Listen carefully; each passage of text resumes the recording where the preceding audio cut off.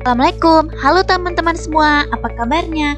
Semoga dalam keadaan baik ya. Sebelumnya, perkenalkan nama saya Denisa Putri. Kali ini aku akan menjelaskan salah satu materi ke kalian, yaitu tentang fobia sosial. Apa sih fobia sosial itu? Yuk kita simak pembahasannya. Asal dari kata phobos yang artinya rasa takut. Kata fobia ini dalam bahasa psikologisnya yaitu Social Anxiety Disorder atau biasa disingkat dengan SAD. Lalu sebenarnya apa sih fobia sosial itu? Jadi fobia sosial itu adalah sebuah gangguan rasa kecemasan berlebihan yang terjadi pada saat seseorang sedang berada dalam lingkungan sosial. Hal ini membuat penderita mengalami rasa gugup, grogi, dan tangan gemetaran yang akhirnya akan berakibat buruk terhadap kehidupan bersosial mereka. Rasa tidak nyaman ini terjadi biasanya pada saat ketika kita berada di depan orang banyak.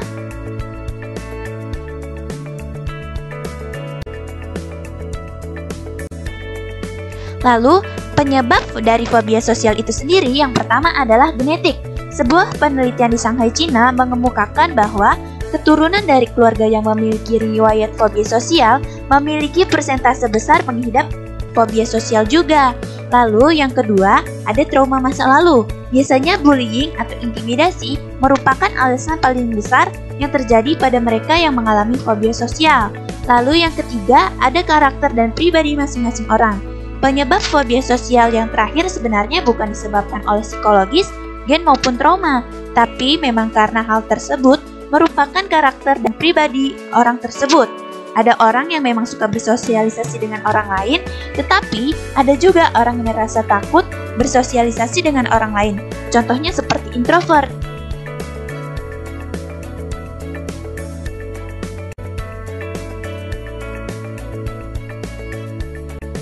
Apa saja ya ciri-ciri dari fobia sosial itu?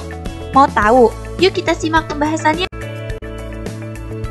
Ciri-ciri fobia sosial yang pertama adalah tubuh yang tiba-tiba gemetar berlebih, terutama di bagian tangan dan kaki ketika dalam situasi yang ramai atau penuh orang.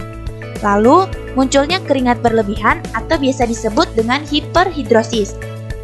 Yang selanjutnya, bicara yang terlalu cepat, terbata-bata, hingga gagap ketika bersosialisasi. Lalu yang keempat, mengalami gangguan seperti serangan panik yang cukup berlebihan. Yang kelima, sering menghindari tatapan mata atau pembicaraan serius dengan orang lain, apalagi yang tidak memiliki hubungan dengan mereka. Lalu, yang keenam, menghindari situasi sosial yang memungkinkan mereka untuk berinteraksi dan membutuhkan banyak komunikasi dalam kegiatannya.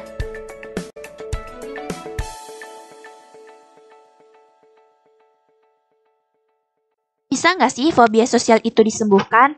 Tenang, bisa kok. Cara yang pertama adalah dengan terapi fobia sosial.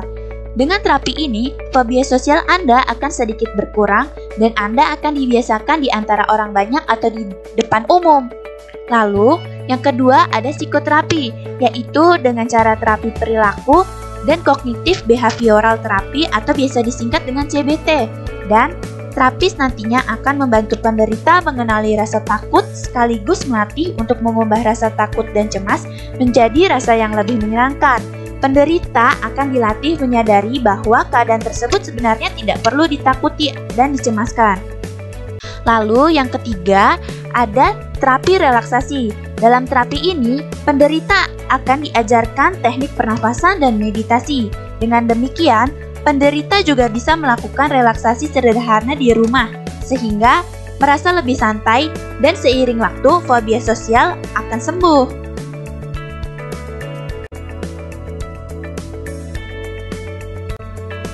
Jadi, udah tahu kan apa fobia sosial itu? Tentunya, untuk bisa mengalahkan fobia sosial itu sendiri, kalian juga harus bisa mengalahkan rasa takut dan trauma yang ada di dalam diri kalian ya. Jangan biarkan kehidupan kalian menjadi terganggu karena fobia sosial. Kondisi ini dapat disembuhkan kok, asalkan kalian serius menjalani penanganan yang sudah disebutkan tadi ya.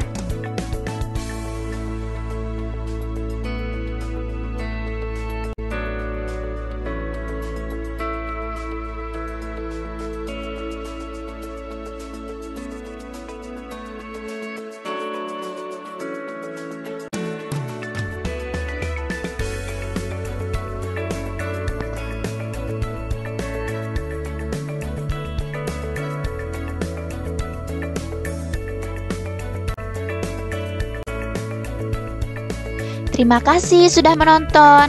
Sampai jumpa kembali ya.